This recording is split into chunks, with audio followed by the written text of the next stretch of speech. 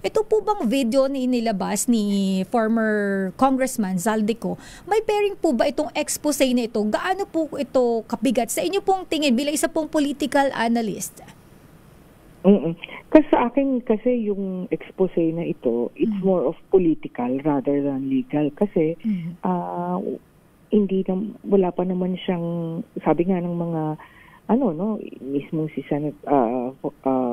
Congresswoman Laila De Lima, kailangan umuwi siya.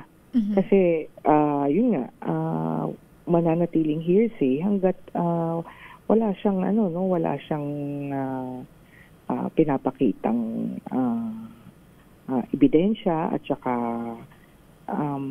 hanggat nananatiling nandun siya sa abroad, no? Yun yung nito, no? Sa akin, mas political yun. Sabihin, may gusto siyang sabihin para malihis yung mga pangyayari, no? Ngayon naman sa parte ng presidente, siguro kailangan niyang ipakita na wala siyang kikilingan sa mga investigasyon at bagamat mahirap para sa kanya na sumagot dahil na